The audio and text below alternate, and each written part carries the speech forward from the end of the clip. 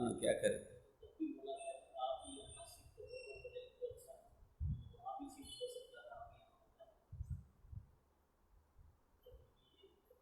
रामामी तव दास दास म्हणता, माते कशाचे भय.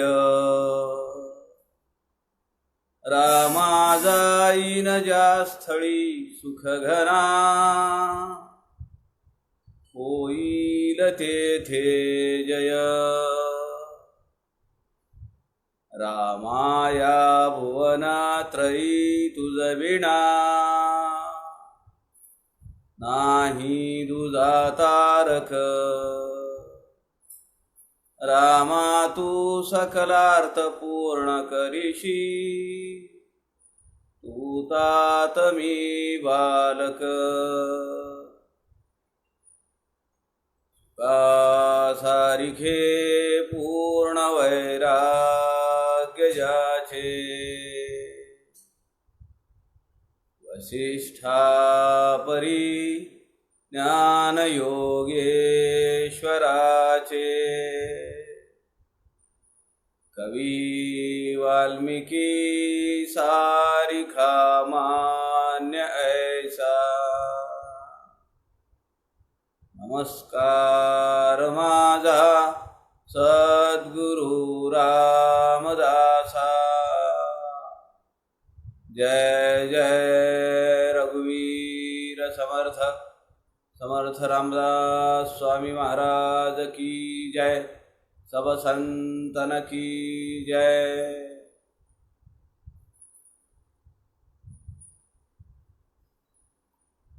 सज्जनो नमस्कार.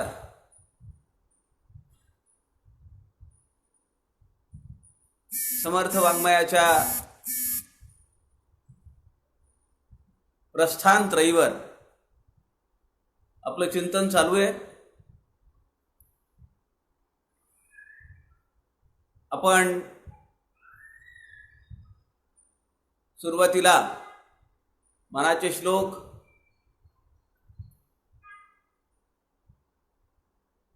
दासबोध चालू केला आणि दासबोधातल्या तिसऱ्या दशकातला पहिला समास आपण काल पाहिला. आज एकादशी आहे.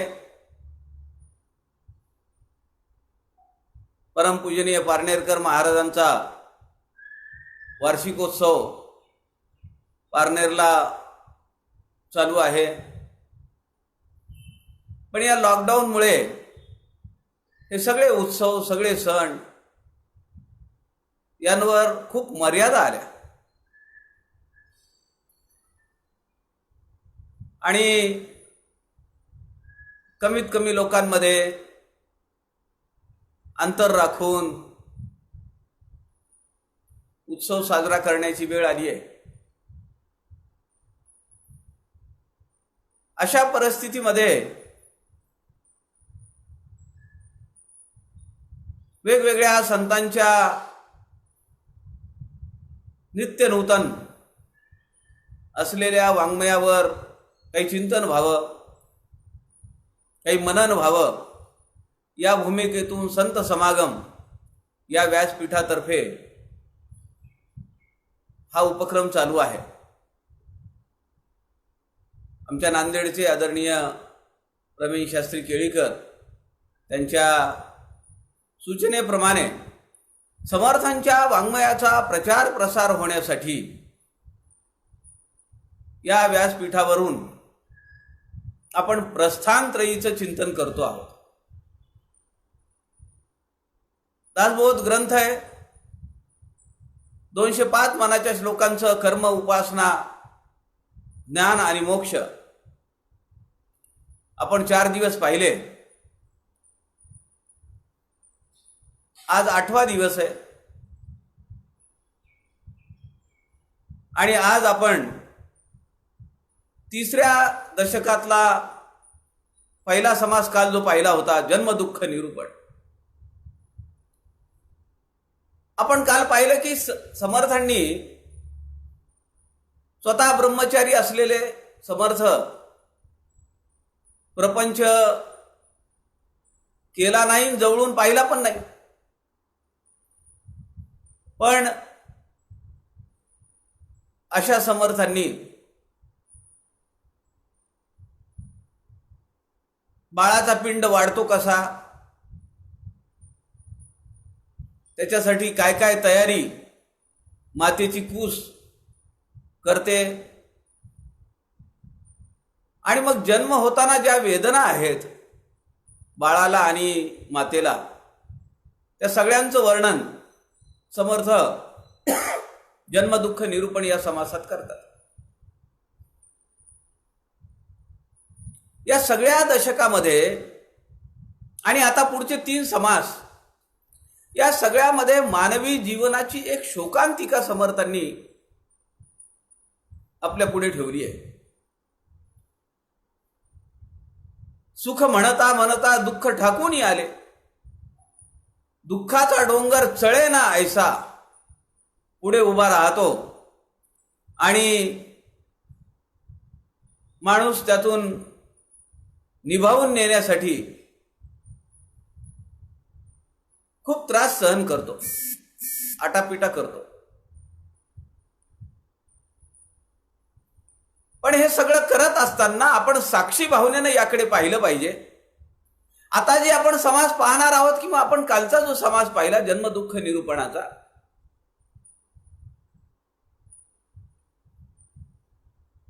मला काल रात्री एकाने फोन करून सांगितलं, तो म्हणाला तुम्ही जे वर्णन केलं त्यावरून आज आता सध्या बायकोला 3 महिने झालेले आहेत, आणि तुमचं वर्णन ऐकून मला खरंच फार शिसारी आली, किळस वाटली. म्हणलं हे वर्णन माझं नाहीये, हे समर्थांनी वर्णन केलेलं आहे, पण यातून आपण काय बोध घेतला पाहिजे. हे सगळं असं असलं तरी याच देहाचा, याच कायेचा आपण साधन म्हणून उपयोग केला पाहिजे, आणि यातून वैराग्य आपल्या अंतःकरणात प्रदीप्त झालं पाहिजे. आणि ते क्षणिक असता उपयोगी नाही. आत्ता वाटलं आणि 2-4 दिवसानंतर पुन्हा आपलं रे माझ्या मागल्या, असं नाही. हे वैराग्य आपल्या अंतःकरणामध्ये प्रदीप्त झालं पाहिजे. आणि जशी शिर्डीला साईबाबांची धुनी आहे, शेगावला गजानन महाराजांची धुनी आहे, बेळगाव जवळ बाळेकुंद्रीला पंत महाराजांची धुनी आहे, ती धुनी तेव्हापासून प्रदीप्त ठेवलेली आहे. असं हे वैराग्य आपल्या अंतःकरणामध्ये प्रज्वलित ठेवलं पाहिजे, आणि त्यातून आपण परमार्थाकडे वाटचाल केली पाहिजे. मान्य आहे की देह हा अत्यंत अशुद्ध आहे. म्हणजे पहा की माणसाचा देह मेल्यानंतर तो अशुद्ध होतो, त्याच्या जवळ कुणी येत नाही. पण हे भाग्य किंवा ही जी उणीव आहे, निगेटिव्ह आस्पेक्ट आहे, तो प्राण्यांच्या बाबतीत आहे का? प्राणी मेल्यानंतर, जनावर मेल्यानंतर त्याचं कातडं काढणं, चामडी काढणं, त्यापासून अनेक वस्तू तयार करणं, अहो साधनेसाठी त्या कातडीचा उपयोग होतो, साधनेसाठी उपयोग होतो.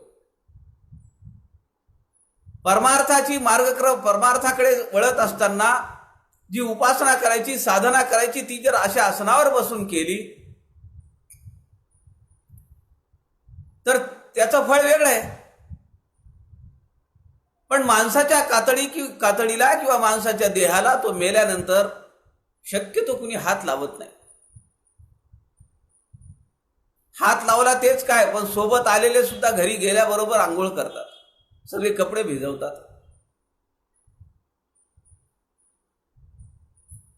असा नरदेह आहे आणि या नरदेहाला साधन मानून आपण परमार्थाकडे वळलं पाहिजे आणि परमार्थाच्या मार्गावर चालत असताना कायम अंतःकरणामध्ये वैराग्याची ज्योत प्रज्वलित असली पाहिजे.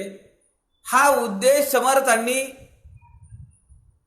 हा दशक सांगण्याच्या पाठीमागे ठेवलेला आहे. आणि मग समर्थ असं म्हणतात की हे सगळं आपल्या समोर ह्याच्यासाठी मांडलंय, हे नश्वर आहे, मिथ्या आहे, नाशिवंत आहे. आज असलेला दिमाग, तारुण्य, अंगात असलेली शक्ती, सौंदर्य, रूप अजून 5 वर्षांनी, 10 वर्षांनी, 20 वर्षांनी राहील का? आपण सगळ्यांनी याचा अंतर्मुख होऊन विचार केला पाहिजे.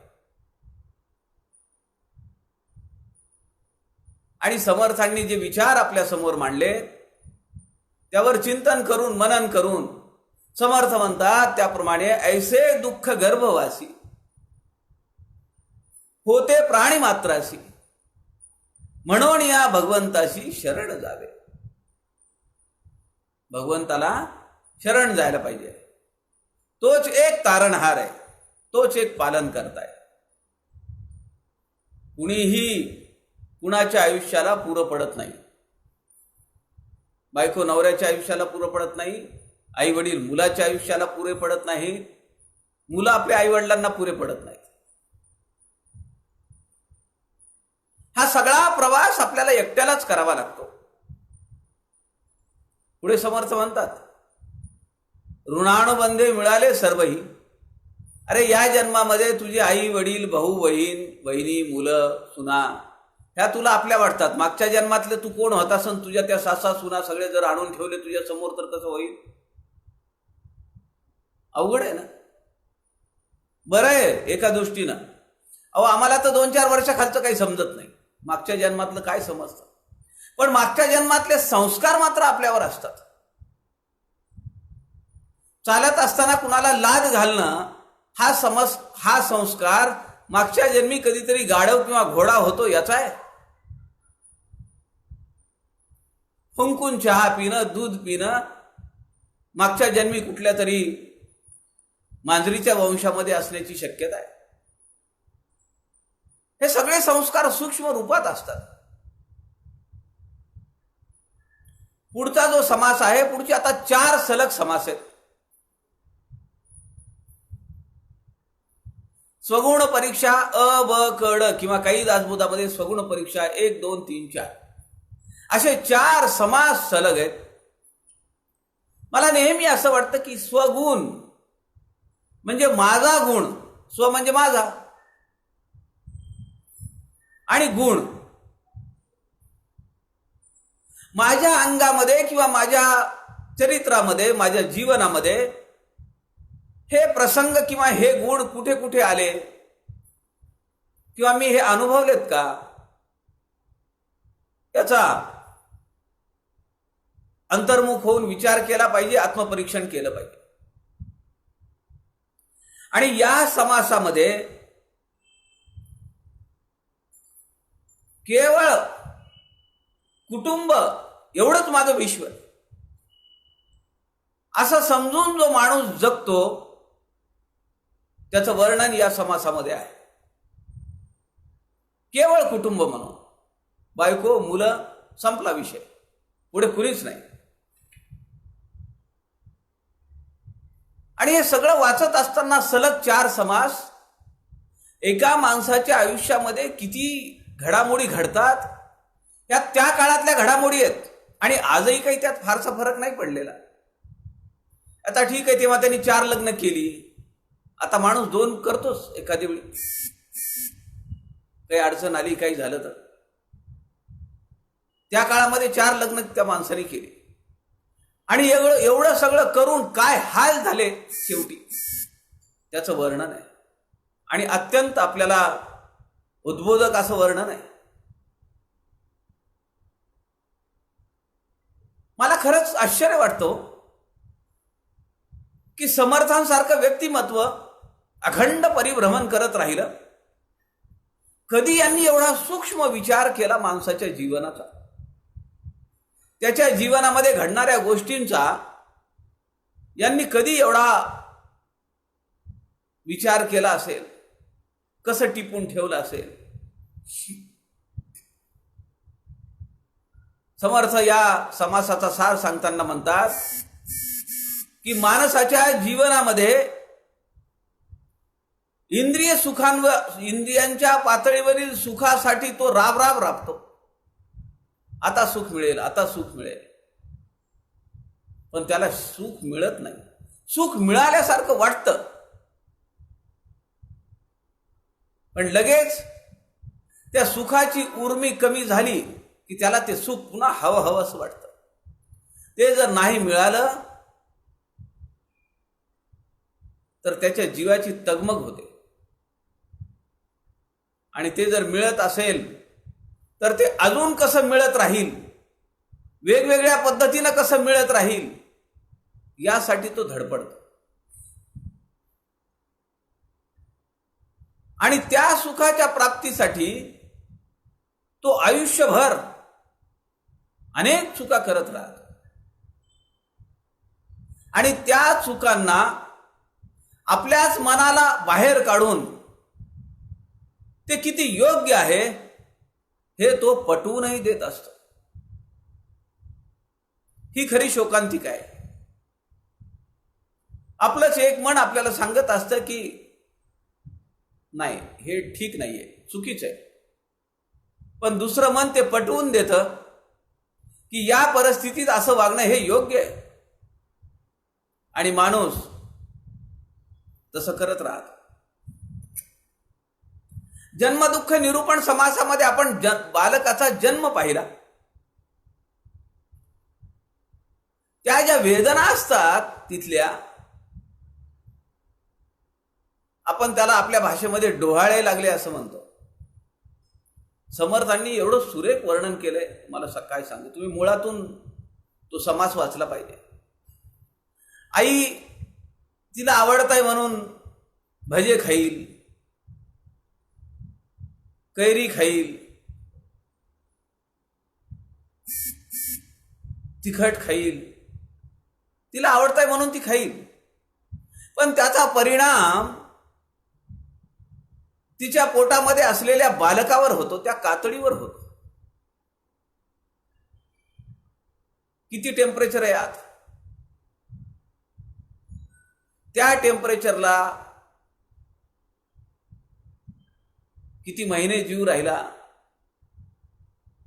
फक्त हृदय चालू असतं, बाकी डोळे, कान, नाक सगळं बंद असतं. साधारण 3-3.5 महिन्यापासून हृदयाची प्रक्रिया चालू होते.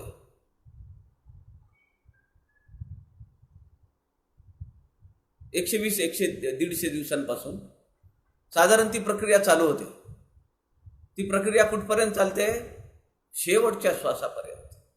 माणसाचं जर आयुष्य आपण 80 वर्ष जर धरलं, 90 वर्ष जर धरलं, तर 90 वर्ष एक मशीन चालतीये.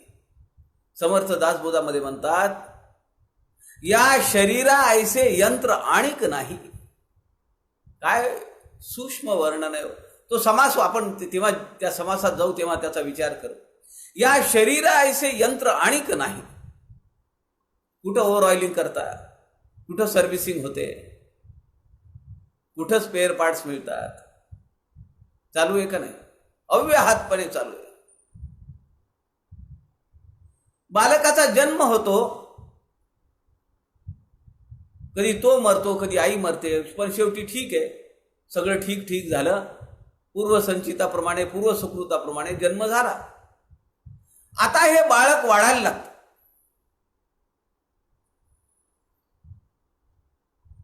2 महिने, 4 महिने, 6 महिने, हळूहळू मग ते पालथं पडतं, रांगायला लागतं. त्याचं काय कौतुक घरातल्या लोकांना, त्याला जपावंही लागतं.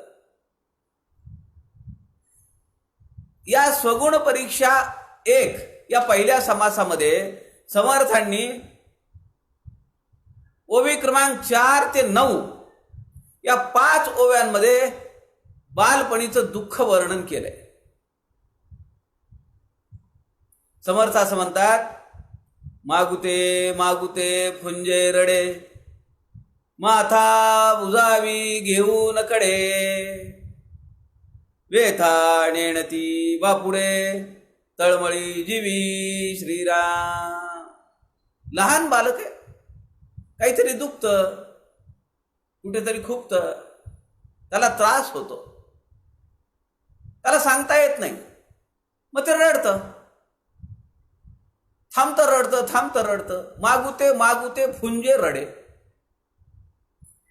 दुःख वेदना वाढली की लगेच हुंदका द्यायला चालू करतात. एखाद्या वेळी दुःख कमी झालं, वेदना कमी झाली की ते हसतं पण.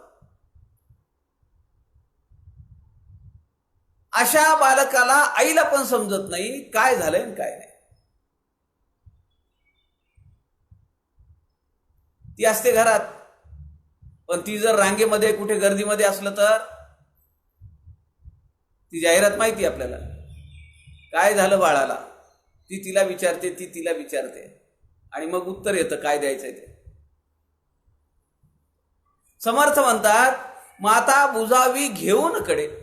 आई त्या बालकाला कडेवर घेते आणि काय झालं, इथं दुखतंय का, तिथं दुखतंय का, त्याची समजूत घालायचा प्रयत्न करते. वेथा नेणती बापुडे, तळमळी जीवी. परंतु हा जो जीव आहे त्याला बोलता येत नाही, त्याला सांगता येत नाही, पण तो मात्र तळमळत राहतो त्या वेदनांमुळे. आणि त्याला जगामध्ये कुणीही प्यारं नाहीये जेवढी आई. आई शिवाय त्याला कुणीच नाही, कुणाला त्याच्याकडे कुणाकडे जावं वाटत नाही, काही नाही. आपल्याला माहिती आहे ती एक कथा, आईपासून मूल एका जत्रेमध्ये हरवतं आणि ते रडायला लागतं आई आई म्हणून. तेव्हा ती जी काही मंडळी असतात ती एकत्र येतात आणि ते एक जण घोडा आणून देतो खेळण्यातला. थोडा वेळ गेला, मग ते अनाऊन्स करायला लावतात की असं असं एक बाळ सापडलेलं आहे 2 वर्षाचं, आणि ते रडतं आहे. घोड्यावरचं त्याचं खेळण्यातलं लक्ष कमी झालं की तो पुन्हा रडायला लागतो आई आई म्हणून. मग कुणीतरी येतं, चेंडू आणून देतं. असं बराच वेळ चालतं काही काही वस्तू, पण शेवटी एक वेळ अशी येते की त्याला कसलीही खेळणी लागत नाहीत. ते म्हणतं मला काहीच नको, मला आई पाहिजे. सज्जन हो, आपली अवस्था अशीच आहे. क्षणापुरते आपण कुठल्या तरी वस्तूमध्ये, कुठल्या तरी व्यक्तीमध्ये रमतो, पण आयुष्याच्या संध्याकाळी एक ओढ मात्र निश्चितपणे लागते की ये सब झूठ है आणि मला माझा भगवंत पाहिजे, मला माझा राम पाहिजे. तोच मला या सगळ्या दुःखातून, या वेदनेतून, तो मला तारणहार आहे, तो मला बाजूला काढीन, मला सुख देईन. ही ओढ जेवढ्या लवकरात लवकर लागेल तेवढं या देहाचं, या मानवी जीवनाचं चीज झालं म्हणून समजावं. आणि त्याचाच एक भाग म्हणून संत समागम या व्यासपीठामार्फत संतांच्या साहित्याचं चिंतन मनन हे चालू आहे. आणि तेही अशा काळामध्ये माणूस हतबल झालेला आहे. ज्या ज्या वस्तू आम्ही आमच्या सुखासाठी, आनंदासाठी जवळ केल्या त्यामध्ये आम्हाला स्वारस्य नाही. अहो, लाखो रुपये, काय कोट्यवधी रुपये खर्च करून घर बांधलं, पण आता त्या घरामध्ये राहण्याचा उबग आलेला आहे. किती दिवस राहायचं घरात? ज्या घरासाठी आयुष्यातला सगळी पुंजी काढून ते घर बांधलं, पण त्या घरामध्ये आता कंटाळा आला राहायचा. त्यातून बाहेर पडावं, थोडी मनाला विश्रांती मिळावी म्हणून आपण या उपक्रमाच्या व्यासपीठावरून समर्थांच्या वाङ्मयाचा अभ्यास करतो आहोत, चिंतन करतो आहोत. समर्थ पुढे असं म्हणतात, त्या आईची ओढ एवढी आहे, आईशिवाय त्याला कुणीच नको वाटतं. जरी ब्रह्मादिक देव आले अथवा लक्ष्मीने अवलोकिले, तरी नवचे बुजाविले आपले माते वाचुनी श्रीराम. कुरूप अथवा कुलक्षण सकळाहुणी करंटेपण, तरी नाही ती समान भूमंडळी कोणी श्रीराम. माझी आई मला जशी आहे तशी प्रिय आहे. ती कुरूप असेल, ती काळी असेल, तिला व्यंग असेल, पण ती माझी आई आहे. आता त्या लहान बालकाला समर्थ म्हणतात की ब्रह्मादिक देव जरी आले आणि ते त्याला समजावू लागले तरी तो कुणाच ऐकत नाही. स्वतः लक्ष्मी आली, तिने कुरवाळलं, तो ऐकत नाही. मला माझी आई पाहिजे. आता त्याला जगामधली कुठलीही वस्तू प्रिय नाही आहे, केवळ आई. काय आईचं महत्व आहे?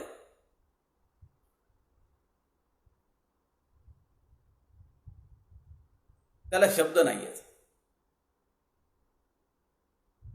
आईच्या ममत्व वर्णन करण्यासाठी शब्द नाही आहेत. कुठल्या शब्दात सांगा? माया झाली लज्जायमान, शब्दांमधून वर्णन करता येईल का?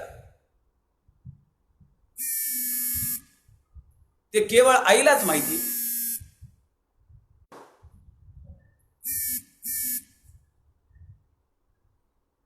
ते काय प्रेम आहे ते त्या बालकाला आणि त्याच्या आईलाच माहिती आहे. आता वय वाढतं बघा, समर्थांचं सूक्ष्म निरीक्षण किती आहे. जे बाळ आईशिवाय एक क्षणभरही राहत नाही, ते थोडं जेव्हा मोठं होतं, आपल्या मित्रांसोबत, आपल्या कॉलनीमध्ये, आपल्या बिल्डिंगमध्ये, आपल्या अपार्टमेंटमध्ये ते जेव्हा खेळायला लागतं, तेव्हा त्याला आपले मित्र आणि मित्रांसोबत मांडलेले डाव हे अत्यंत प्रिय आहे. त्याला मग आई वडिलांचा सुद्धा इथं विसर पडला.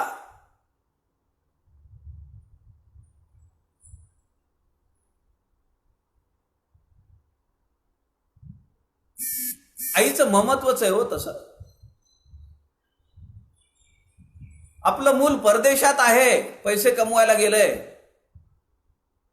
का आपल्याच गावात, आपल्याच कॉलनीत लग्न झालेली बायको म्हणतीये म्हणून बाजूला राहतंय,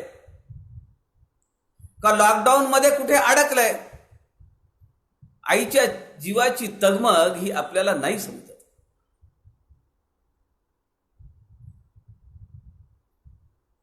समर्थ पुढे म्हणतात, पुढे लो लागला खेळाचा, कळप मेळविला पोरांचा, आल्या गेल्या डायाचा, शोक वाहे श्रीराम.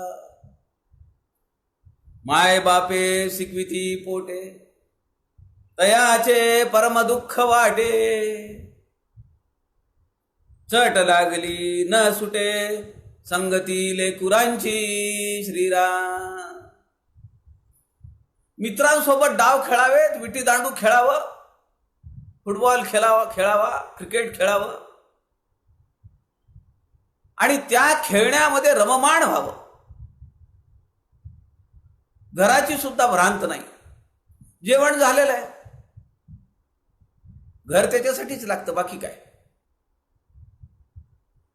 आणि मग समर्थ एवढं सूक्ष्म निरीक्षण करतात की हा जे बाळ लहानपणी आईशिवाय एक क्षणभरही बाजूला राहत नव्हतं, ते आता मित्रांसोबत आल्या गेल्या डायाचा म्हणजे डावांचा, खेळातली डाव, माझ्यावर डाव आला, तुझ्यावर डाव आला, कळप मेळविला पोरांचा, सवंगडी जमा केलेत, मित्र जमा केलेत आणि सगळे हुंदडत निघालेत. आता हे चित्र फारसं दिसत नाही, हे तर आम्ही अनुभवलंय. आता परिस्थितीच बदलली आहे. ट्युशन्स आहेत, कसले कसले स्विमिंगचे क्लासेस आहेत, गायनाचे क्लासेस आहेत, शाळा वेगळी आहे, होमवर्क वेगळं आहे. आमचे सुनील दादा नेहमी म्हणत, आपण असली शिक्षण पद्धती चालवली आहे की ज्या शिक्षणातून अशक्त पिढी जन्माला येते, मेंदू तीव्र आहे, शरीराने कृश आहे, वीक आहे, पण मेंदूनी तल्लख आहे, आणि मनाने मात्र अत्यंत नेभळट आहे. कधी सुसाईड करील माहित नाही, कधी हा अपसेट होईल माहित नाही. पण हा जो काळ आहे समर्थांचा, तो आपणही अनुभवलेला आहे. मित्र जमवायचे, खेळ खेळायचे, हुंदडत राहायचं. आणि समर्थ म्हणतात की आता त्याला त्याचे आई वडील जबरदस्तीने शिकवतात, शाळेत जा म्हणतात, पाठी देतात. पोरं खेळत असतील तर आई जाते आणि त्याला पकडून घरी घेऊन येते, एक धपाटा घालते. शाळेची वेळ झाली समजत नाही का म्हणते, खेळत बसलास की तुझं लक्ष नसतं, आणते, त्याला दप्तर देते, डबा देते आणि त्याला शाळेच्या वाटेला लावते. समर्थ म्हणतात, माय बापे शिकवी ती पोटे, पोटांना तिळीक आहे किंवा याने शिकलं पाहिजे काहीतरी. तयाचे परम दुःख वाटे, त्याला वाईट वाटतं की आता ज्या आईने आपल्याला क्षणभरही तिच्याशिवाय राहवत नव्हतं, ती आई नकोशी होते. राग येतो तिचा, कारण काय, खेळातून मला आणलं म्हणून बाहेर. मग आता तो शिकतो. समर्थांनी पुढे फार सुरेख वर्णन केलंय. मानवी जीवनाचे अत्यंत सूक्ष्म कंगोरे समर्थांनी या 4 समासांमध्ये आपल्या समोर विशद केलेले आहेत. आपण विचार नाही करू शकणार एवढा बारीक बारीक सूक्ष्म विचार समर्थांनी शब्दातून मांडलेला आहे. अत्यंत मार्मिकपणे वास्तववादी विश्लेषण आहे. आणि मग समर्थ असं म्हणतात की तो मोठा होतो, त्याचं लग्न होतं आणि ओवी क्रमांक 35 ते 48 एक अत्यंत हृदयस्पर्शी विवेचन समर्थ करतात. ओवी क्रमांक 35 ते 48 13 ओव्यांमध्ये या मुलाचं वर्णन समर्थ करतात. बायकोचं ऐकून तो कसं कसं वागतो. आजच्या समाजातलं हे वास्तव आणि दाहक दर्शन आहे. 350 वर्षापूर्वी समर्थांनी दीर्घ सूचना, त्यांना माहिती होतं हे सगळं होणार आहे. आता याला आपले सासू सासरे प्रिय वाटू लागतात. आई वडील जे सांगतात त्याच्यावर याचा विश्वास नाही, पण बायको सांगते, बायकोचे आई वडील सांगतात, म्हणून याचा जास्त विश्वास त्यांच्यावर आहे.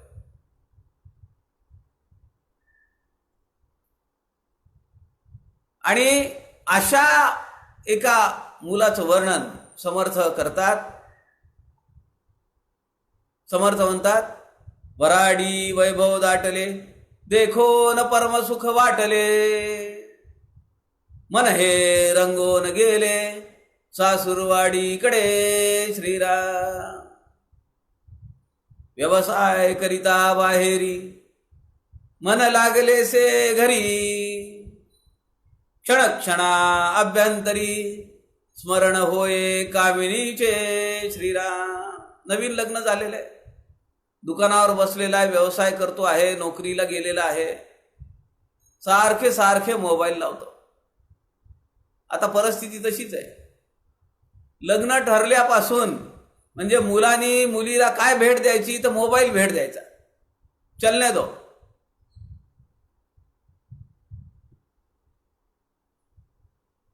किती वेळ, कोणता वेळ, काय बोलायचंय,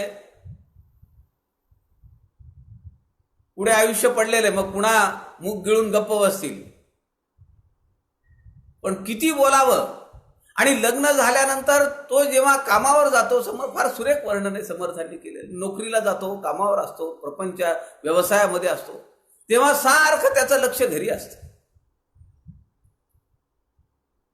ती काय करत असेल,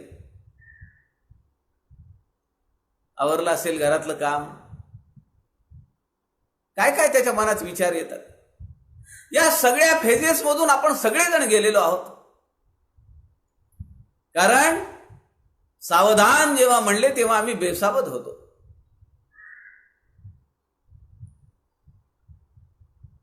द्विजे सावधान ऐसे सर्वत्र म्हणत, विवाह प्रसंगी म्हणती.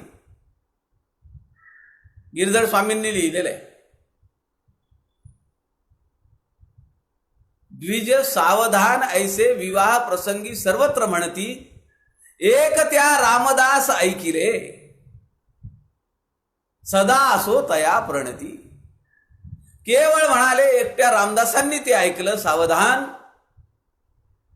कुछ गडबड है. ते सावध झाले, बाकी सगळे बेसावध आहेत. समर्थांनी सुरेख वर्णन केलंय. तये भार्येचे आणि कैवारे. बघा, तये भार्येचे आणि कैवारे, माये बापासी नीच उत्तरे, बोलोनिया तिरस्कारे, वेगळा निघे श्रीराम. 350 वर्षापूर्वी समर्थांनी किती अचूक वर्णन केलेलं आहे.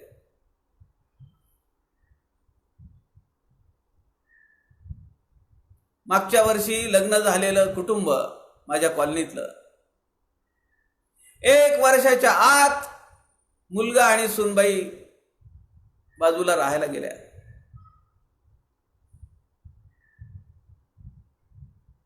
त्याची माझी एकदा भेट झाली. मी त्याला विचारलं, अरे म्हणलं काय, घर तर मोठं होतं, 4 रूमचं घर आहे आणि आई वडीलच आहेत घरी, दुसरं कोणीच नाही.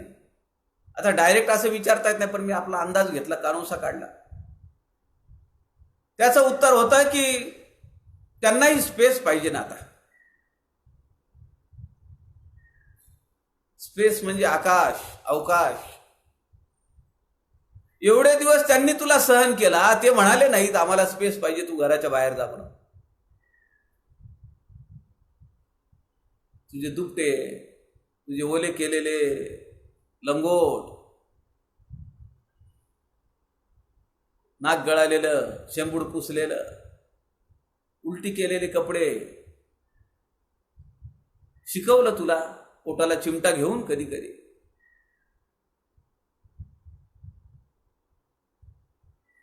भाजीला खर्च करण्यापेक्षा तोच पैसा जर ठेवला तर त्याच्या शिक्षणासाठी होईल. अशा परिस्थिती, आर्थिक बिकट परिस्थितीमध्ये सुद्धा तुझा प्रतिपाळ ज्यांनी केला त्यांनी तुला शिकवलं, मोठा केला,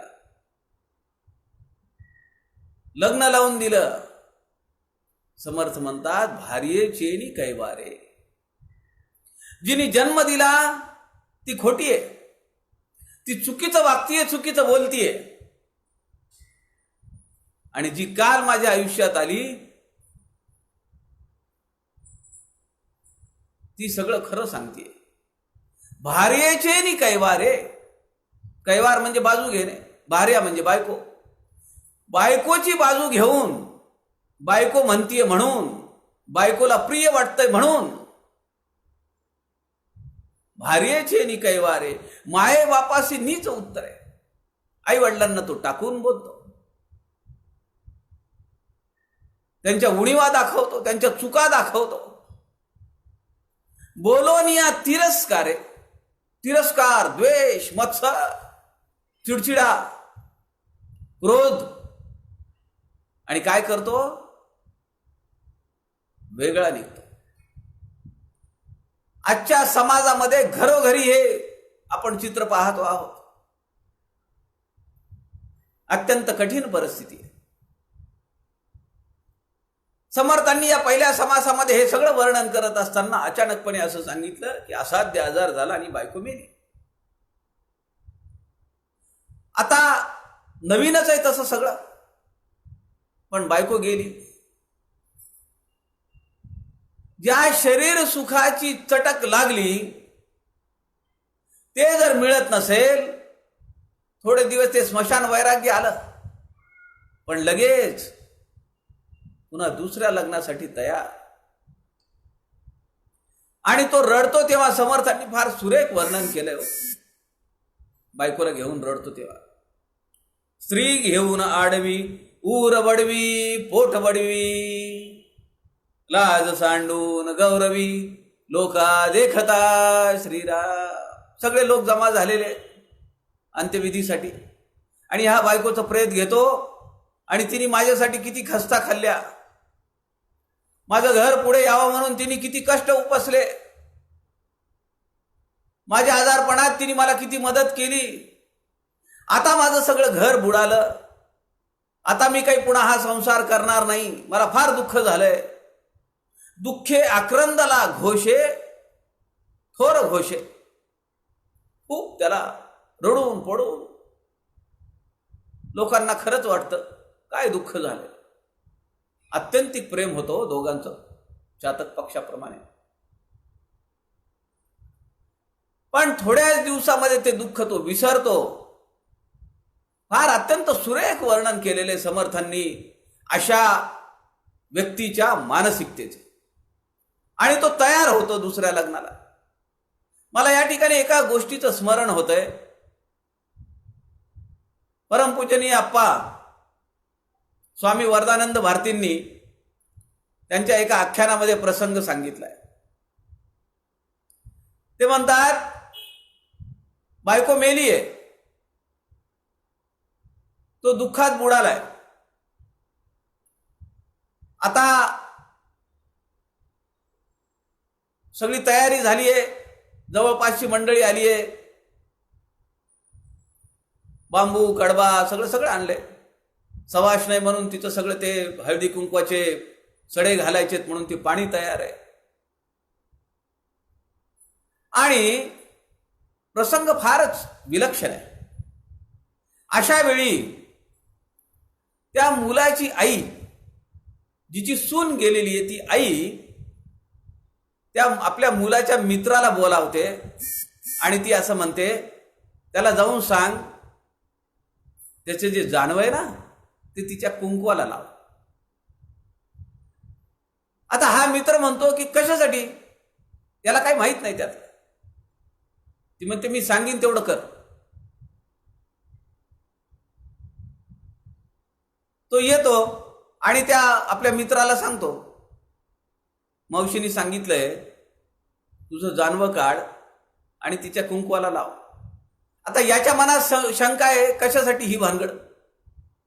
तो त्या मित्राला म्हणतो काय कारण आहे ते विचारून येऊन मला सांग. मित्र पुन्हा मावशीकडे जातो, मावशीला म्हणतो मावशी काय कशासाठी करायचं. तेव्हा ती मावशी बारीक आवाजात त्याच्या कानात म्हणते, अरे असं केल्याने त्याचं लवकर लग्न होईल दुसरं. तो मित्र येतो, त्या मुलाच्या कानात सांगतो. आता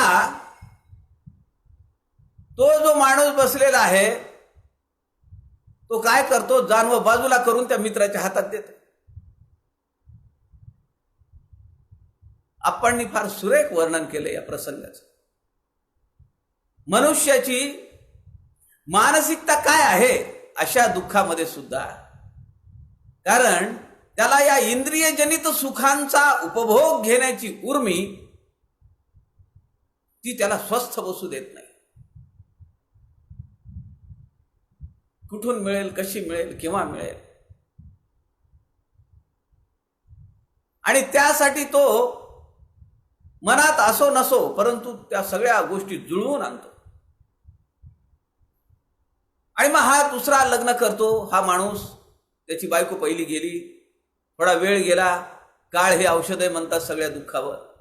लग्न करतो आणि आता त्याला असं वाटतं की आपण 2 पैसे गाठीला मारले पाहिजेत. मग तो खूप कंजूस माणसासारखा वागायला लागतो. समर्थांनी वर्णन केलंय, मुंगीच्या तोंडीचे शीत तो काढून घेतो. आता मुंगी किती, तिच्या तोंडात बसणारा शीत किती, तांदूळ असेल साखर असेल किती बसेल. पण हा एवढा कंजूस वृत्तीचा माणूस झाला, एका टोकाच्या पलीकडे. अशी काही लोक आहेत बरं आपल्या समाजामध्ये सुद्धा, अत्यंत कृपण.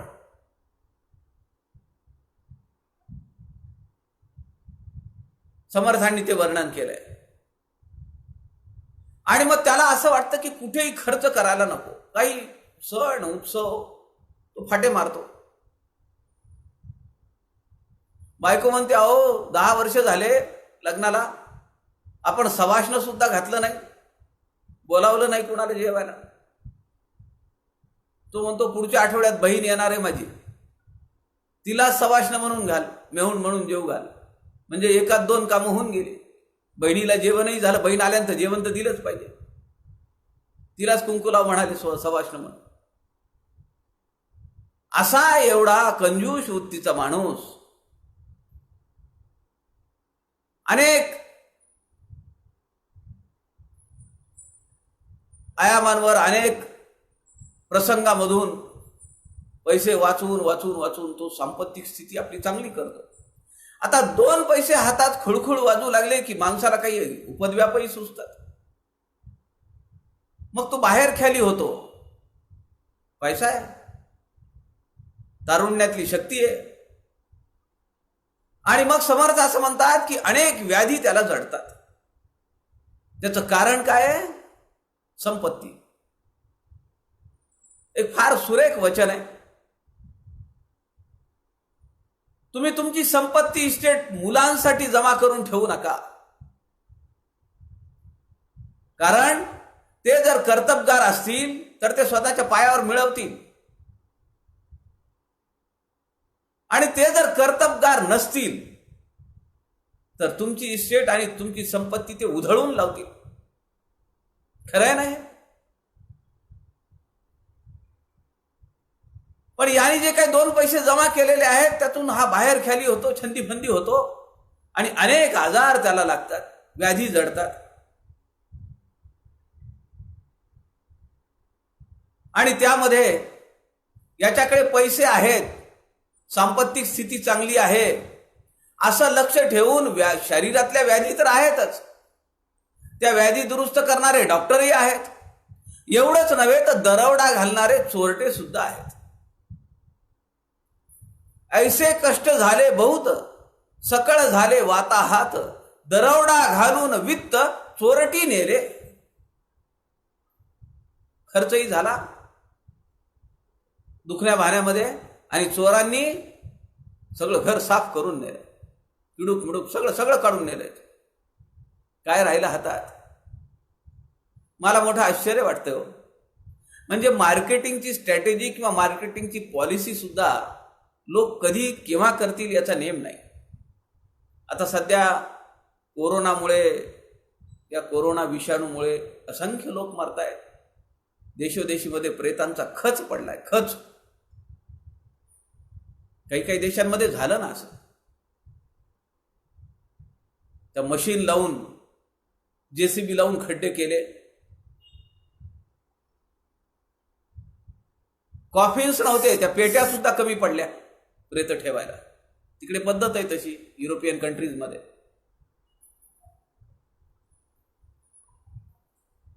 ते प्रेत तसंच कॅरी बॅग मध्ये घालायचं. तुमच्या माहितीसाठी सांगतो, तुम्ही पाहिली असेल क्लिप. कोरोनामुळे मृत झालेल्या देहाची विल्हेवाट लावण्यापूर्वी काय काय करावं लागतं तिची मी क्लिप पाहिली.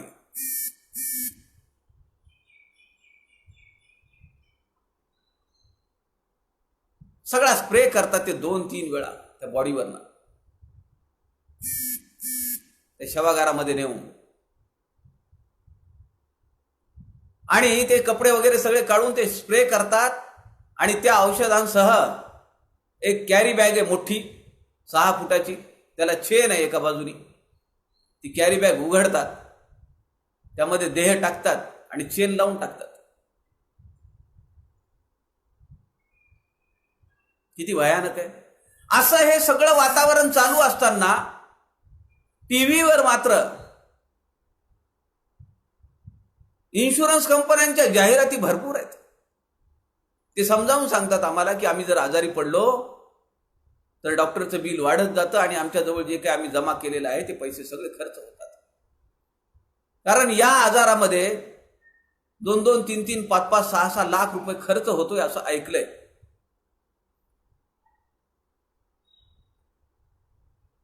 सगळेच हात धुवून घेत आहेत. मानवी जीवन आणि मानवी मनाची अवस्था आपण नाही विचार करू शकत, प्रेडिक्ट नाही करू शकत, कोण कसा वागेल कुठे. रेल्वेचे ऍक्सिडेंट झाले, देह चेंगरून पडलेले आहेत आणि लोक बोटातल्या अंगठ्या निघत नसतील तर बोट कापून ती अंगठी काढतायत. समाजातल्या अशा विकृतींचं विदारक दर्शन घडत असताना, कोरोनासारख्या आजारातून प्रेतांचा खच पडत असताना इन्शुरन्स कंपन्या मात्र म्हणतात की इन्शुरन्स काढून घ्या.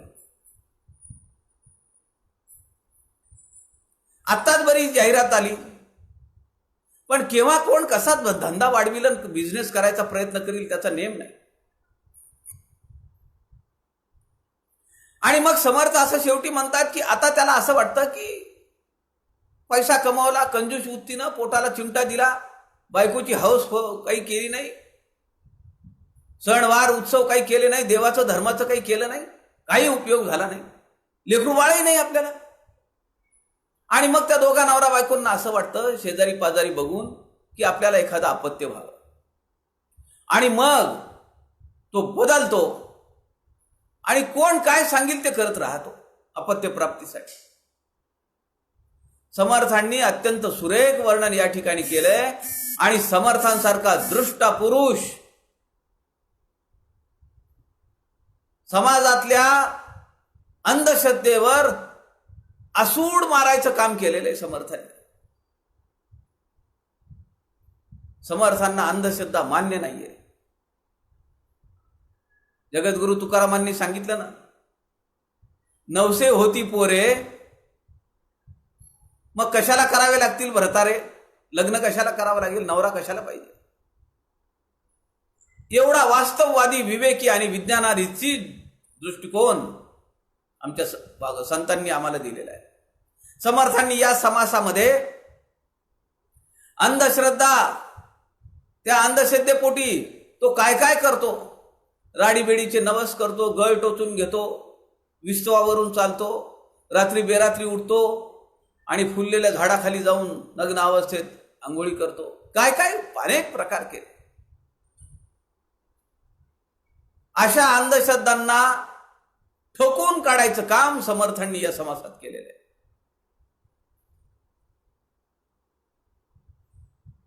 आता पुढे समर्थ म्हणतात की याच्या भाग्यवशाने याला मूलबाळ झालं आणि स्वगुण परीक्षा 3ऱ्या दशकातला 4था जो समास आहे त्या समासामध्ये कुटुंबावर समर्थांनी अत्यंत रोचक पद्धतीनं, मार्मिक पद्धतीनं, सडेतोड पद्धतीनं लिहिले. सज्जनो, आजही मला ती नांदेडची, मी शाळेमध्ये असताना नांदेडला नगर परिषद आठवते. नगर परिषदेपासून मी शाळेमध्ये जायचो आणि त्या नगर परिषदेच्या बाहेर 10 बाय 10चा लोखंडी बोर्ड होता. त्यावर चित्र होतं, एक बाई बसलेली आहे, हातामध्ये सूप आहे.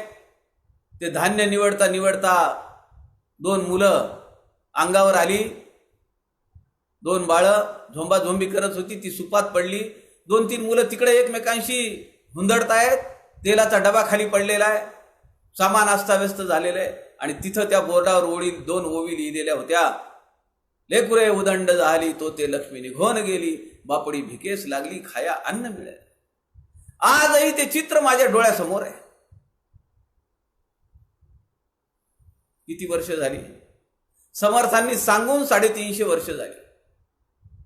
आणि आम्ही, आमच्या समाजातले काही घटक, त्यांना वाटतं का लेकुरे उदंड झाली? ते तर म्हणतात ज्यांनी जन्माला घातलं तू खायला पण घाली. आणि म्हणून हा जेव्हा कोरोना विषाणूचा आजार वाढायला लागला तेव्हा आपल्याकडे लॉकडाऊन करण्याशिवाय कुठलाही पर्याय आपल्याकडे अवेलेबल नाही.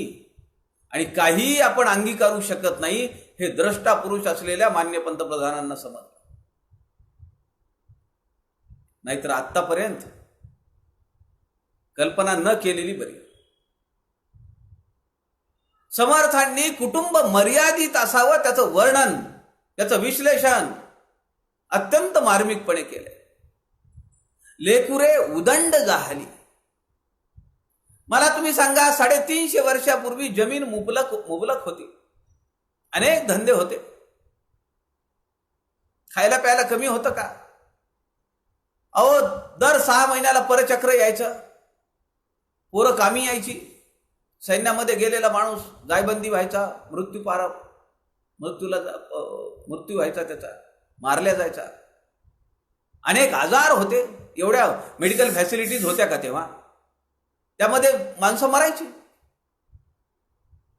पण त्या काळामध्ये 350 वर्षापूर्वी तुमचं कुटुंब मर्यादित असलं पाहिजे हे सांगणारे एकमेव संत आहेत समर्थ रामदास.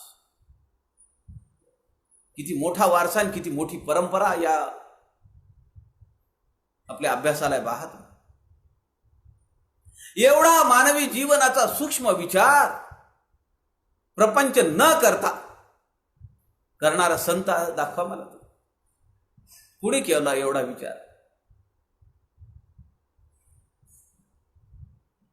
कुटुंब लहान सुख महान हे नंतर आता या 25, 30, 50 वर्षामध्ये आम्ही आणली घोषणा, आणि आजही आम्ही ती राबवू शकत नाही.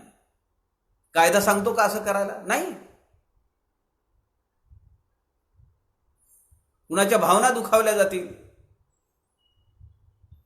समान नागरी कायदा असला पाहिजे. एक देश एक कायदा. समर्थांनी 350 वर्षापूर्वी सांगून ठेवलं, कुटुंब मर्यादित असलं पाहिजे. लेकुरे उदंड झाली, तो ते लक्ष्मी निघून गेली, बापुडी भिकेस लागली, खाया अन्न मिळेना. मला आठवतोय तो प्रसंग. लाल किल्ल्यावरून माननीय नरेंद्र मोदींनी सांगितलं. फार प्रकटपणे ते बोलले नाहीत, पण सूचक बोलले.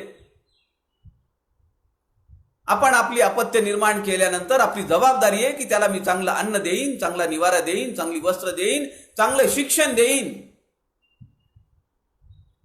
आपण आपल्या क्षमतेचा विचार केला पाहिजे. अहो, हे बोलण्याचं धारिष्ट्य सुद्धा कुणी दाखवत नाही.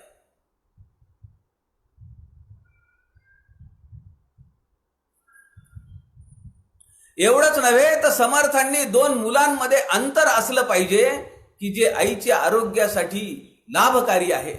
एवढा सूक्ष्म विचार समर्थांनी केलेला आहे. लेकुरे खेळती दाकुटी, एके रांगती एके पोटी, ऐसी घरभर झाली दाटी, कन्या आणि पुत्रांची श्रीराम. एक रांगतय, एक बोटाला धरलेलं आहे, एक पोटात आहे. ऐक नाही परिस्थिती आज. 2 मुलांमध्ये ठराविक अंतर पाहिजे जेणेकरून त्या आईची तब्येत ठीक राहील. हा विचार समर्थांनी 350 वर्षापूर्वी आम्हाला दिलेला आहे. त्याच्यावर एक व्यंगचित्र पण आलं होतं. त्या खेडेगावामध्ये तो बाप जो आहे पोराला मारत मारत शाळेमध्ये नेतोय. 3-3.5 वर्षाचं पोर. तर रस्त्यात त्याचा मित्र भेटला. तो म्हणला, काय झालं, का मारतो त्याला? तो म्हणला, शाळेत नेऊन सोडायचंय त्याला. तो म्हणला, पण तो लहान आहे ना. त्या पोराचा बापाने बोर्ड दाखवला. दुसरे मूल केव्हा पहिले शाळेत जाईल तेव्हा. घोषणेचा किंवा घोषवाक्याचा, नियमाचा लोक कसा विचित्र अर्थ काढतील काही सांगता येत नाही. दिवसेंदिवस खर्च वाढला, यावा होता तो खुंटून गेला, कन्या उपरी झाल्या त्याला, उजवावया द्रव्य नाही श्रीराम. मुलं मुली मोठे झाले, आता खर्चही वाढलाय. शाळेची फीस भरायची आहे, ट्युशनची फीस भरायची आहे, क्लासेसची फीस भरायची आहे, कपडे लागतात, एक खर्च आहे. लग्न करायची आहे, त्याला खर्च लागतो. आता परेशान आहे माणूस. आजच्या शेतकऱ्याची अवस्था काय आपण मागच्या 7, 8, 10 वर्षापासून पाहतो आहोत. किती आत्महत्या होत आहेत. कर्जाचा डोंगर डोक्यावर उभा राहतो आहे. खायला प्यायला अन्न मिळत नाहीये. सावकार दारात येऊन उभा राहतो आहे. अशा वेळी माणूस आत्महत्या करून स्वतःची सोडवणूक नाही करणार तर काय करेल. समर्थांनी 350 वर्षाखाली हे सगळं वर्णन केलं. काही केला ताडा मोडा, विकिला घरीचा रेडा पाडा, काही पैका रोकडा, कळांतरे काढिला श्रीराम. काही व्याजाने घेतलं म्हणाले, काही जनावरं विकली, शेताचा तुकडा विकला, लोकांचं देणं थोडंफार देऊन टाकलं. मग आता पैसे पाहिजेत अजून. धंदा बसलाय, नोकरी गेलीये, पोरं मोठी झाली आहेत. मग बायको त्याला सांगते की दुसरीकडे जाऊन तर काय येत नाही, आपल्या खेड्यामध्ये काही काम धंदा थोडाच मिळतो. शेजारच्या गावामध्ये जा, तिथे एखाद्या कंपनीत काम मिळालं तर पहा.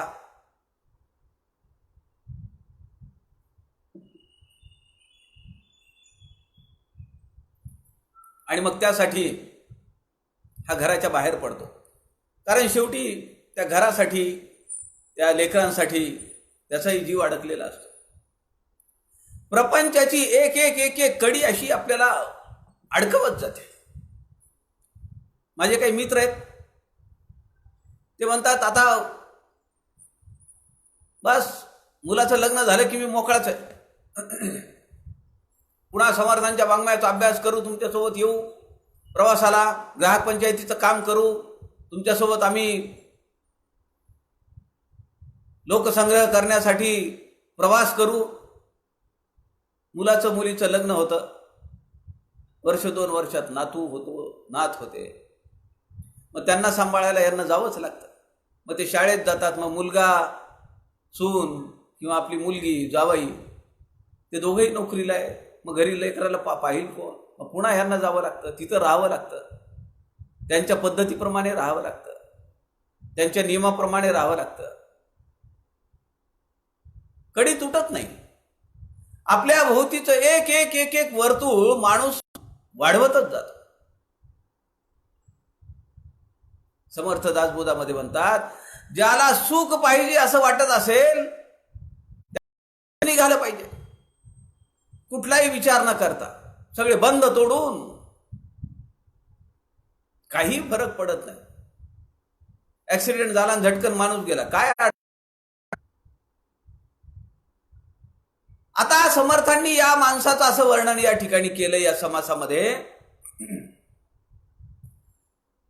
बायको मुलं त्याला सोडावी लागतात गावी आणि तो दुसऱ्या गावाला निघतो. सारखं सारखं येणं होणार नाहीये.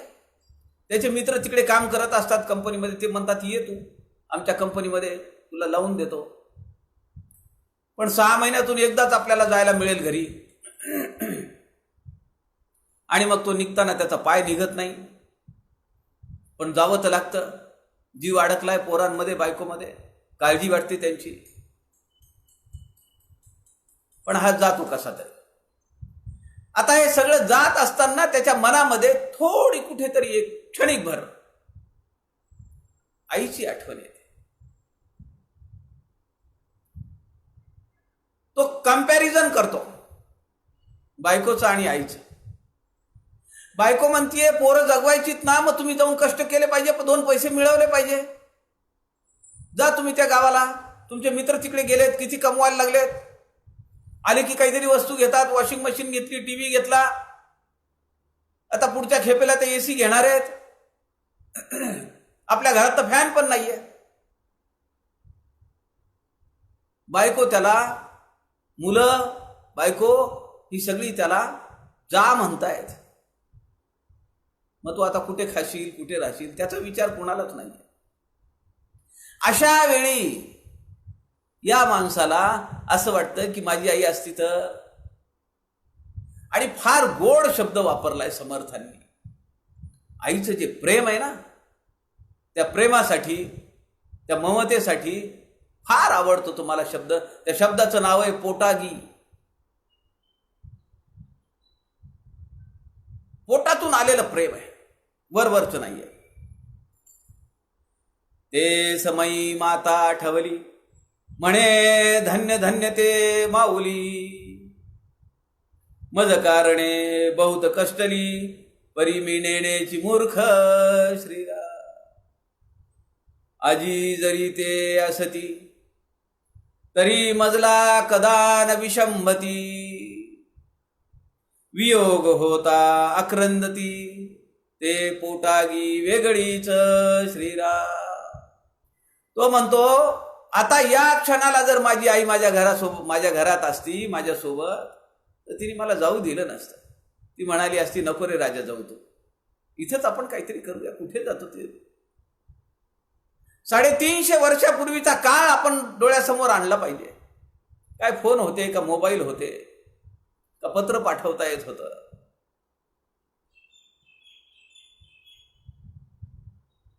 अशा परिस्थितीमध्ये त्याला आईचं महत्व वाटतं आणि तो असं म्हणतो, मज कारणे बहुत कष्टली, पण मी तिच्याकडे दुर्लक्ष केलं. मी मूर्ख आहे. मी कधी हा विचार केलाच नाही. मी सगळं बायको म्हणत होती तसं मी नाचलो. आजी जरी ते असती, ती जर आज माझ्या जवळ असती, तरी मजला कदा न विषंबती, मला तिने कधीही जाऊ दिलं नसतं. वियोग होता आक्रंदती, ते पोटागी वेगळीच. हे घरचे लोक म्हणतायत तुम्ही जा, ते आनंदी आहेत मी निघालोय म्हणून, पण आई रडली असते. अहो, पोर गावाला जरी निघालं, प्रवासाला जरी निघालं, तर आईच्या डोळ्यात 2 टिपं येतात. ते येणार आहे ना 2 दिवसांनी 4 दिवसांनी घरी, पण आईची ममता फार वेगळी आहे. पुत्र वैभवहीन भिकारी, माता तैसाची अंगीकारी. त्याच्याजवळ 2 रुपये नाहीयेत, कफल्लक झालाय मुलगा. आई त्याला सोडून जाईल का, घराच्या बाहेर काढील का? दगदगला देखोनी अंतरी, त्याच्या दुःखे दुःख वे श्रीराम. त्याला किती कष्ट होत आहेत, त्याला किती दुःख होत आहे,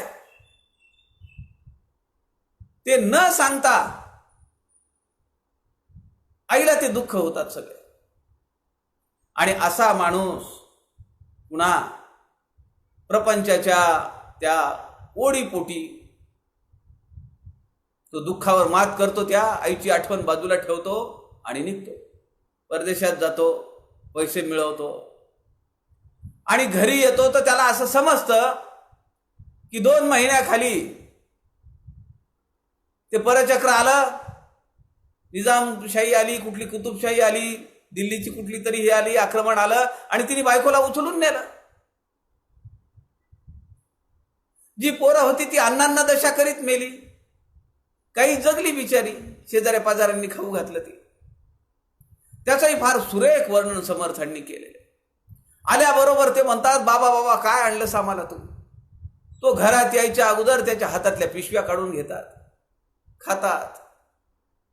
कधी न मिळालं असल्यामुळे ते भराभर खातात. त्यातून काही जणांना डायरिया होतो, अतिसार होतो, लूज मोशन्स होतात, काही जणांना उलट्या होतात, पचत नाही. ते त्याला विचारितही नाहीत की तू तरी खाशील का. काय भयानक, पण वास्तव, दाहक वास्तव आहे. समर्थांनी हे सगळं वर्णन केलं. आणि मग पुन्हा हा माणूस एक लग्न करतो. पहिल्या बायकोची काही मुलं, दुसऱ्या बायकोची काही मुलं, मग ती मुलं मोठी होतात, हा म्हातारा होतो, वृद्ध होतो, बायको तरुण आहे, कमी वयाची आहे, ती त्याचं ऐकत नाही. आता त्या काळामध्ये 3-3, 4-4 लग्न समर्थांनी त्या माणसाची दाखवली. आजच्या काळात शक्य आहे का? अहो, एक लग्न झालं तर त्याचं नशीब म्हणायचं. आता परिस्थिती फारच वेगळी आहे.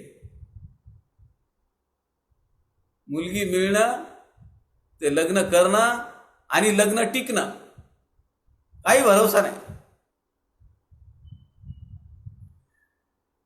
आणि मग ही सावत्र मुलं जी आहेत ती एकमेकांना भांडायला चालू करतात, हमरीतुमरीवर येतात.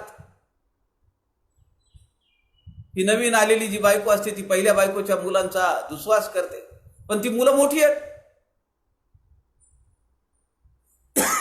तो त्यांचा हक्क दाखवतात.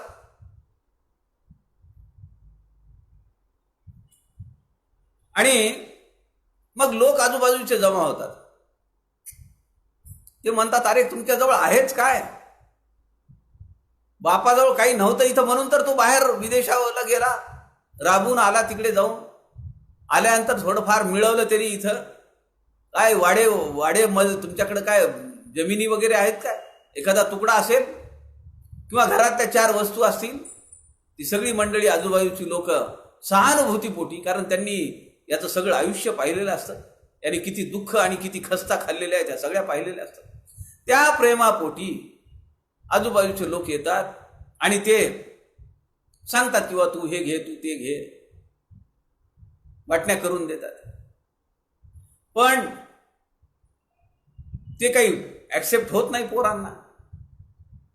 आणि समर्थ पुढे असं म्हणतात, बाप लेका भांडण झाले, लेकी बापास मारिले, तव ते मातेने घेतले शंखतीर्थ. आता कमी जास्त काहीतरी देण्या घेण्यामध्ये झालंय म्हणून हमरीतुमरीवर येतात आणि तुझ्यामुळेच असं झालंय म्हणून त्या बापालाच मारतात. आता बापाला मारलं मोठ्या अगोदरच्या बायकोच्या पोरांनी की ही बाई लगेचच शंखतीर्थ घेते, जोरजोरात रडायला चालू करते, तिला नवऱ्याचा पुळका येतो. सगळे लोक पुन्हा बघत असतात आणि लोक काय फार विनोदाने समर्थांनी वर्णन केलेलं आहे. ज्या कारणे केले नवस, नवस केले ना त्यांनी मला मुलं व्हावीत म्हणून, त्या कारणे केले सायास, ते पुत्र पितियास मारिती पहा श्रीराम. तेच मुलं सगळे एकत्र होतात ज्यांच्यासाठी नवस केले, ज्यांना हाताच्या तळ हाताच्या फोडाप्रमाणे वागवलं, शिकवलं, मोठं केलं, तीच पोरं आई बापाला मारायला लागतात. बापास वेगळे घातले, पोपट बांधून दिदले, मन कांतेचे लागले, स्वार्थ बुद्धी श्रीराम. आता थोरल्या ती जी मोठी पोरं असतात ते म्हणतात की हे ती धाकट्या ती जी आई आणली आहे, ही बायको करून आणली आहे, तिच्यासोबतच ह्याला राहू द्या, कारण तिला फार पुळका आला होता, रडत होती जोरजोरात ऊर बडवून. पण थोड्या दिवसानंतर तिला ह्या वृद्ध माणसाचं काय काम, ह्याचं कोण करील, हगलं मुतलेलं, याचा आजार पण कोण पाहिल. म्हणून मग काय समर्थ म्हणतात, पोपट बांधून दिधले, त्याच्यासाठी एक वेगळी झोपडी केली. आताची परिस्थिती अशी आहे का हो,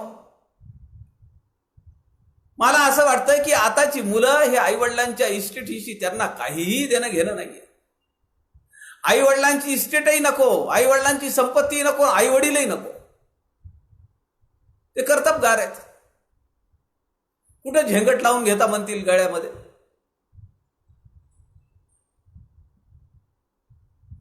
हम दो हमारे दो, माँ बाप फेक दो, ही परिस्थिती आहे सध्याच्या जगातली. आपल्या आई वडिलांचं काही मिळावं आपल्याला ही अपेक्षा आता मुलांना नाहीये. ते भरपूर कमावत आहेत, लाख 2-2 लाख रुपये पगारी येतात IT सेक्टर मधल्या पोरांना, आणि दोघं नवरा बायको कमावत असतील तर मग तर काय बघायचं कामच नाही.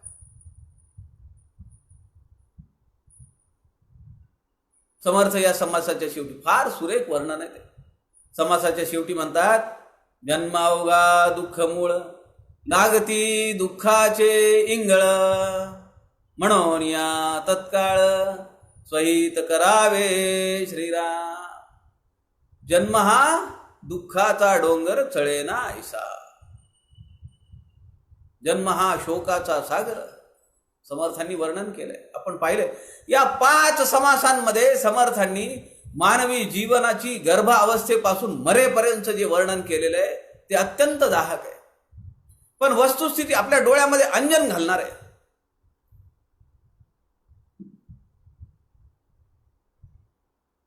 असं वर्णन समर्थ करतात आणि समर्थ शेवटी म्हणतात, असो ऐसे वृद्धपण. आता काय झालंय, वृद्धत्व आलंय, हातपाय थकली आहेत, डोळ्याला दिसत नाही, कानाला ऐकायला येत नाही, पाय चालू देत नाहीत, खाली बसता येत नाही. असो ऐसे वृद्धपण सकळास आहे दारुण. सगळ्यांना आहे, कोण चुकलं यातून? म्हणून या शरण भगवंतास जावे श्रीराम. आता या अवस्थेमध्ये अशी सगळी वर्णन केल्यानंतर मानवी जीवनाचं यथार्थ चित्रण समर्थ समोर उभं करतात आणि शेवटी असं म्हणतात की आता हे सगळं आपण साक्षी भावनेनं मी जे तुम्हाला सांगितलं ते तुम्हाला आत्मपरीक्षण आणि आत्मपरिवर्तन करण्यासाठी सांगितलं. आता एवढं सगळं समजल्यानंतर, आपले डोळे उघडल्यानंतर, आपल्या अनुभवाला आलेले क्षण आपल्या डोळ्यासमोर आल्यानंतर, आपण प्रचिती घेतलेल्या क्षणांना आपण साक्षी भावनेनं पाहिल्यानंतर आता तरी किमान भगवंताचं स्मरण करशील का नाही? भगवंताची प्रीती अंतःकरणात तुझ्या येईल का नाही? परमार्थ मार्गाला कधी लागशील? आता त्याचं हे त्रिविध तापांचं वर्णन ह्याच्या पुढे समर्थांनी 3 समासांमध्ये केलेलं आहे. त्रिविध ताप आहेत. आता हे जे सगळे दुःखांचे प्रसंग समर्थांनी सांगितले, हे काही उदाहरणादाखल सांगितले. चोर चोरून नेतात, बायका मुलं काय करतात, व्याधी पाठीमागे लागतात. आता विस्ताराने समर्थांनी त्रिविध तापांचं वर्णन पुढच्या 3 समासांमध्ये केलेलं आहे. सगळ्या जीवांना, मानव प्राण्यांना, सगळ्या जीवांना, चराचरातल्या या त्रिविध तापांमधून जावं लागतं. 3 प्रकारचे ताप आहेत असं आमचे संत महात्मे सांगतात. आमच्या शास्त्र ग्रंथांमध्ये जी दुःख आहेत, ताप म्हणजे दुःख, ताप म्हणजे टेम्परेचर नव्हे, या तापांचं वर्णन 3 पातळ्यांमध्ये केलेलं आहे, 3 विभागांमध्ये. समर्थांनी या 3 आदिभौतिक, आदिदैविक आणि आध्यात्मिक असे 3 ताप आहेत. पहिला जो ताप घेतलेला आहे समर्थांनी तो आध्यात्मिक ताप आहे. समर्थ म्हणतात की प्रत्येकाच्या वाट्याला हे त्रिविध ताप आलेले आहेत, कमी जास्त प्रमाणात. मला मोठं आश्चर्य वाटतं, समर्थांनी या तापांची जी यादी दिलेली आहे ना, सज्जन हो, तुम्ही विचार करा, तुम्ही यादी करा, प्रत्येक समासात प्रत्येक तापांची किती यादी दिलेली आहे समर्थांनी. काय सूक्ष्म निरीक्षण आहे. म्हणून समर्थांच्या वाङ्मयाचं किंवा समर्थांच्या चरित्राचं वेगळेपण मला नेहमी जाणवले. फार विरळा संत, कुटुंब मर्यादित असावं सांगणारा संत मला तुम्ही काढून दाखवा. लिहावं कसं हे सांगणारा संत मला तुम्ही काढून दाखवा. मागण्याचे नियम काय असावेत हे सांगणारा संत सांगा. लोकसंग्रह करताना काय काळजी घेतली पाहिजे हे सांगणारा संत तुम्ही दाखवा. अखंड परिभ्रमण करणारा संत तुम्ही दाखवा. राजकारणासही विचार देणारा, स्वराज्य निर्मितीसाठी अथक प्रयत्न करणारा, मनुष्य रूपाची रसद पुरवणारा संत मला तुम्ही दाखवा. हे द्रष्टेपण आहे, हे मोठेपण आहे, हे वेगळेपण आहे समर्थांचं. समर्थांनी त्रिविध तापांचं वर्णन करत असताना आध्यात्मिक ताप दशक 3 समास 6. समर्थ यामध्ये त्याची व्याख्या करताना म्हणतात, देहेंद्रिये प्राणेन, देहाचे इंद्रिय प्राण याच्या योगे, देह इंद्रिय प्राण यांच्या योगे सुख दुःखांचे प्राप्य होते. जे सुख किंवा दुःख मिळतं, इमम आध्यात्मिक तापम जायते दुःखम देहिनाम, यात फक्त दुःखाची वर्णन केलंय का? बघा, समर्थांच्या वाङ्मयाची होड आपल्याला करता आली पाहिजे. समर्थांनी, मी नेहमी सांगतो की समर्थांनी एवढी चपकल शब्द मारलेली आहेत ना, पेरलेली आहेत.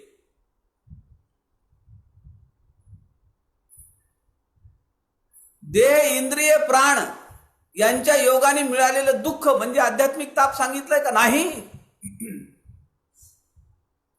देह, इंद्रिये, प्राण, देहेंद्रिये प्राणेन सुखम दुःखं प्राप्यते.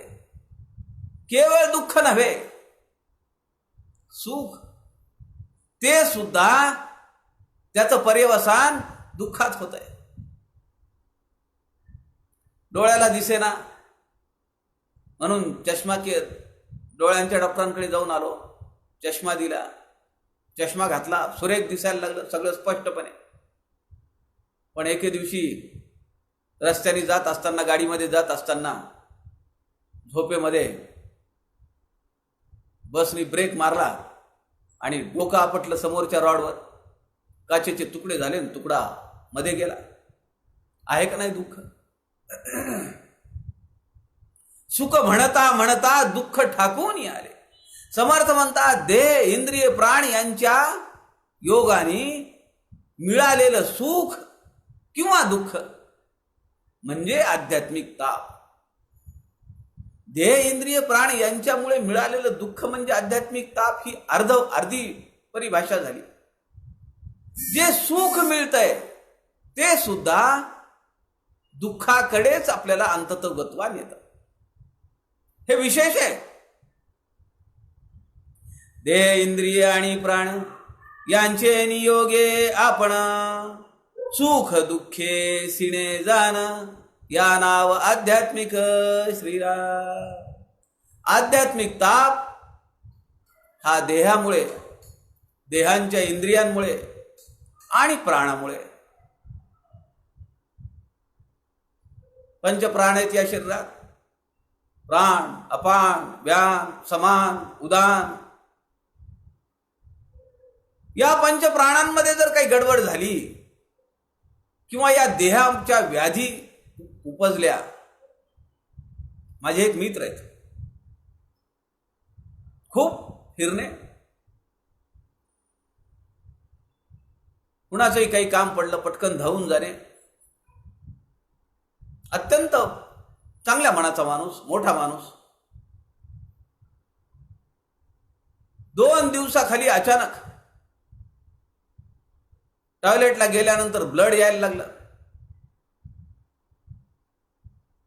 आणि जो माणूस या देहाप्रती आतापर्यंत कधीही लक्षात आणलं नाही, तो माणूस, तो जो त्रास चालू झाला, त्या त्रासामुळे रात्रभर तळमळत राहिला.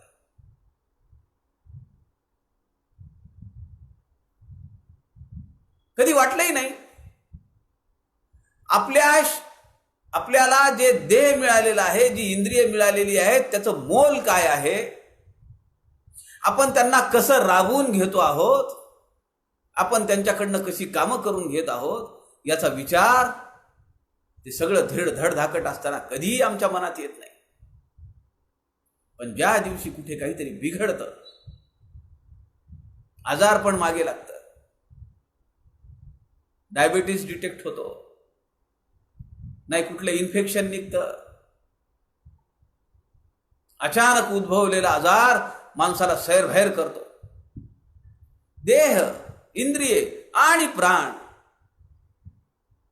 या समासामध्ये, आध्यात्मिक तापाच्या समासामध्ये 16व्या ओवीपासून 52व्या ओवीपर्यंत समर्थांनी 36 ओव्यांमध्ये 200 पेक्षा जास्त आध्यात्मिक तापांची यादी दिली आहे. आपल्याला आश्चर्य वाटेल. 200 पेक्षा जास्त आध्यात्मिक ताप समर्थांनी त्यांचं वर्णन केलेलं आहे. त्यामध्ये ॲनिमिया आहे, हिमोग्लोबिन कमी झालं, अर्धशिशी आहे, डोकं दुखतंय, अनेक आजार आहेत, अनेक आजार, जीवाणू, विषाणू, परोपजीवी, सगळे आजार त्यामध्ये आहेत, सगळ्या व्याधी त्यामध्ये आहेत. झडपी पाती सुजती भवया, नेत्री होती रांजणवडिया, चाळसी लागे प्राणिया, या नाव आध्यात्मिक श्रीराम. चाळसी म्हणजे ही चाळीसी. चष्मा माणसाला लागतो 350 वर्षापूर्वी समर्थ सांगतात. तो आध्यात्मिक ताप आहे. देह इंद्रियामुळे आलेला ताप आहे. कारण काय दिसत नाही आता. कोरोना हा कुठला ताप आहे? आध्यात्मिक आहे, अधिभौतिक आहे का अधिदैविक आहे? 3 ताप होत असताना, त्याचं विवेचन करत असताना, चिंतन करत असताना आपल्या लक्षात येईल हे जे महान संकट आलेलं आहे, विश्वव्यापी संकट जे आलेलं आहे, हे विश्वव्यापी संकट 1-2-3 महिन्याखाली जर असं कोणी म्हणालं असतं की असं एखादं संकट येऊ शकतं जगावर, की सगळं जग स्टँड स्टील होईल. अहो, ज्या देशामध्ये संसाधनं अत्यंत प्रगत, तिथं जाऊन आलेले लोक युरोपामध्ये वगैरे लोक सांगतात कचरा पाहायला मिळत नाही किंवा धूळ विकत घेतो म्हणलं तर मिळत नाही.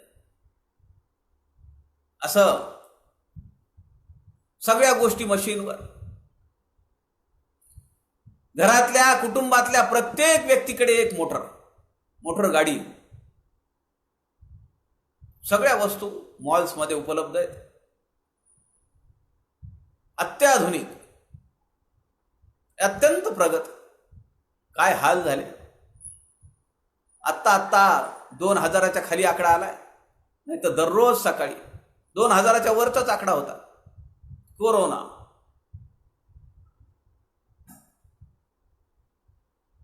वैश्विक अभूतपूर्व संकट असं होईल असं जर 3 महिन्याखाली जर कोण बोललं असतं तर आपला विश्वास बसला असता. पण आपण आज अनुभवतोय ते. आता हा कोरोना विषाणूचा आजार, या 3 तापांचं विवेचन करत असताना आपल्याला समजलं पाहिजे की हा आध्यात्मिक ताप आहे, अधिभौतिक आहे का अधिदैविक आहे.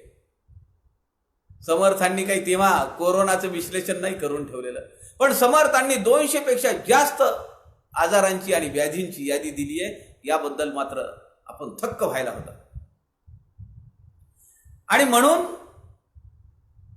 समर्थांच्या मनाच्या श्लोकांमधून आपला जे अभ्यास झाला, प्रवास झाला, देह दुःख ते सुख मानित जावे. समर्थांनी मनाच्या श्लोकामध्ये सांगितलंय. संयम आपल्याकडे असला पाहिजे. आपल्या भारतीयांची प्रतिकार शक्ती खूप आहे.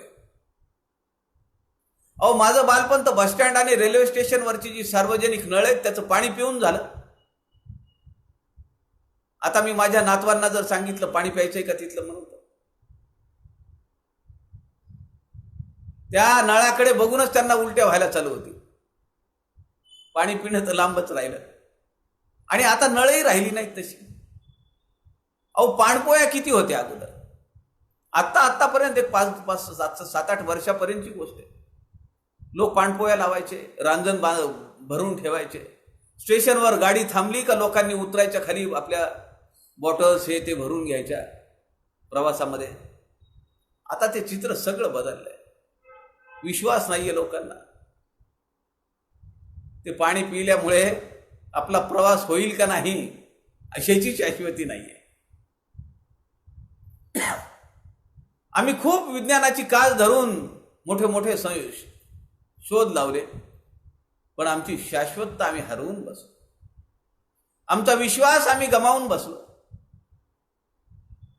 आज सकाळी स्वच्छ हवा आहे, प्रदूषण कमी झालंय असं दररोज आकडे सांगताय, पण तुम्ही नाकाला बांधलेले ते फडकं काढून स्वच्छंदपणे श्वास घेऊ नाही शकत. दर 1-2 तासाला हात धुतलेली आहेत, पण हातात हात घालून शेकहँड नाही करू शकत.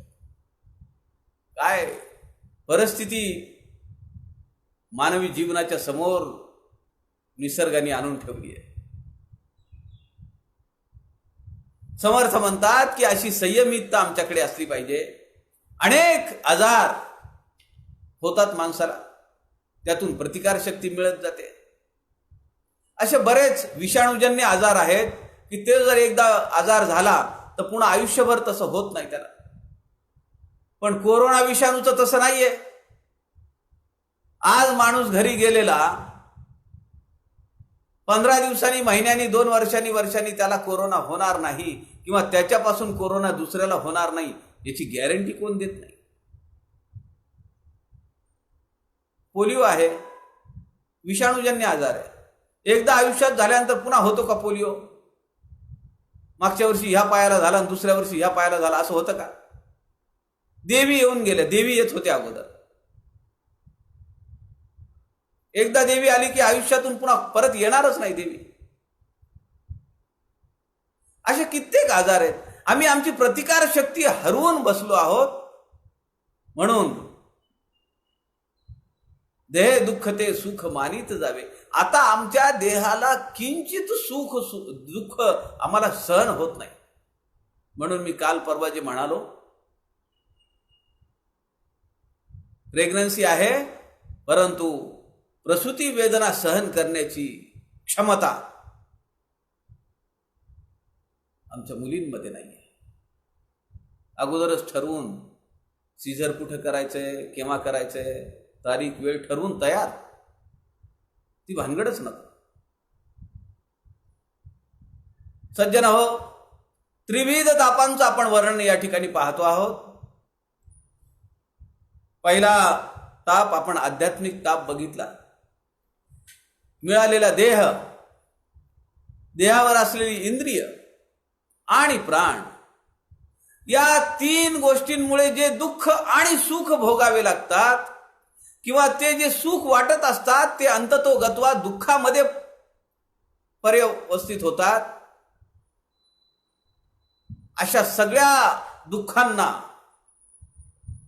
समर्थांनी, संतांनी आध्यात्मिक ताप असं नाव दिलेलं आहे. उद्या आपण याच 3ऱ्या दशकातल्या 7वा जो समास आहे, आदिभौतिक ताप किंवा आदिभौतिक ताप, आपल्या अवतीभोवती जे भूत मात्र आहेत, मग त्यामध्ये पंचभूत असतील ते अचेतन आहेत किंवा लोक आहेत, जीवजंतू आहेत, प्राणी आहेत, सचेतन. अचेतन आणि सचेतन भूतांपासून जे दुःख होईल, जे त्रास होईल, ज्या वेदना होतील, त्याला समर्थांनी 3ऱ्या दशकातल्या 7व्या समासामध्ये आदिभौतिक ताप असं वर्णन केलेलं आहे.